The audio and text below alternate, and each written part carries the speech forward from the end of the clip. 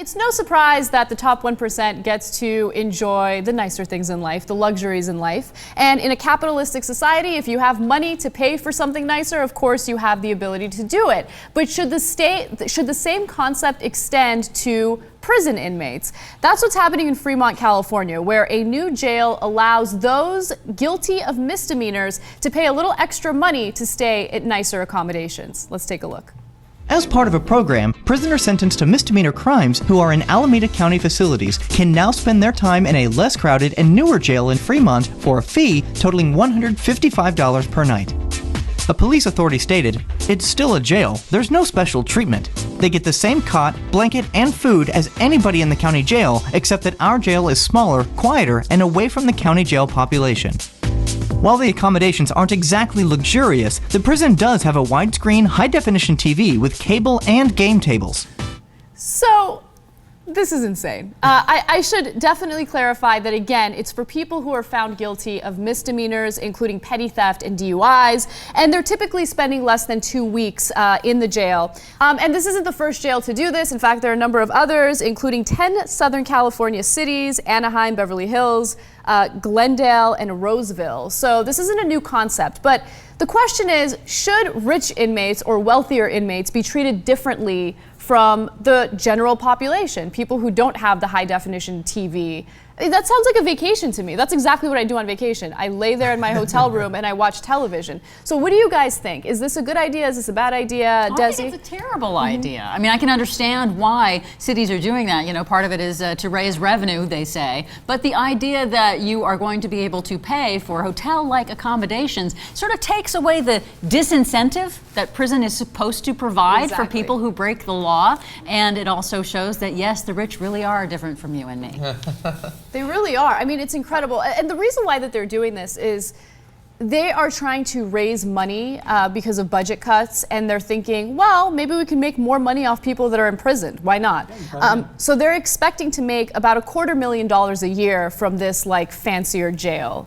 I actually don't have a major problem with this, You believe don't? it or not. Okay. Yeah, because first off, they said that the cots are the same, the blankets are the same. You know, this is really about crowding. Not to say that that's not an important thing when you're in jail. You don't want to have a zillion people on top of you, no pun intended. But if this is a way to make money, and also because this is for these misdemeanor crimes, that these people are sort of in and out really quick. They're not hardened criminals, so it's not like you're treating someone that murdered someone better. This is, you know, petty theft, that kind of thing. So if it's an easier way for the state to make some money, like it's not like they're staying at the Four Seasons. It's a little something and a way for the state to make more money. I don't see a major issue. I just feel like there's something perverse about the county or a state trying to make more money through people who are locked away. So here's the problem. It's one of the same reasons that I assume you don't like for-profit prisons for, is once you are able to make a profit off of prisoners, there is an incentive to create more prisoners.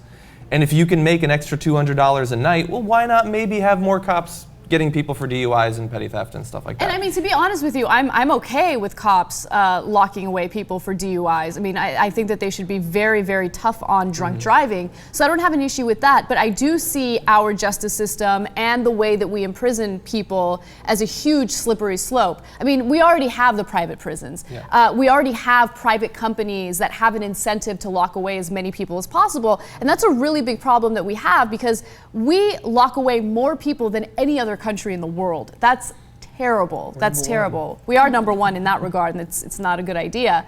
But I think that everyone who is guilty of the same crime should face the exact same punishment regardless of how much money they have. Including, you know, whether or not you have this sort of, you know, nice hotel room accommodations. Okay, granted, they're not as nice as a hotel, but, you know, they did say that they priced this according to local hotel rates. And one thing that really jumped out at me was the idea in this particular prison that it's mostly empty most of the time. And so this will help it become an income generating, or to help pay for itself for this facility. But why do we have a prison that was built with 58 beds that the officers say even on the weekends when they would have their highest amount of arrests maybe has just, you know, a couple of people in it at any given time? Right. And I'm not defending the prison system, and I agree with you on the for-profit prisons are crazy, and I think John making a good point that, you know, the more incentive you have if you're going to make a lot of money, that's all legit. But for these specific things, that if you have 2 rooms and one is a little nicer and there's an opportunity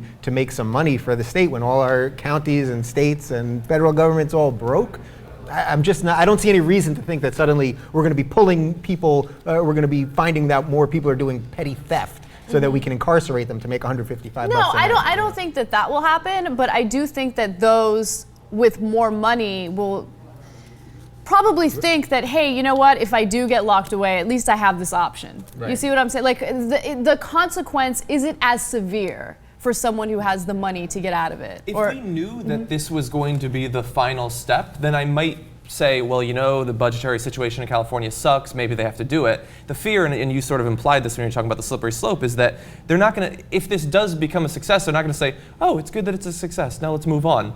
No, it's misdemeanors now, and maybe it's felonies, you know, tomorrow. Like maybe it's people who are in jail for up to a year. I mean, that's the nature of the budgetary situation is probably not going to get much better in the next year or two, and so there might be more pressure to expand this to more inmates. I hate that we're looking to our prisons and our jails as a way of earning more revenue. I mean, instead of taxing people their fair share of taxes, instead of focusing on real policy that leads to real change, we keep squeezing, you know, the middle class and the working class, or in this case, you know, we make the rich pay, but we make them pay in like the most insignificant way ever. I'm sorry, but $250,000 a year is not enough to close any gap.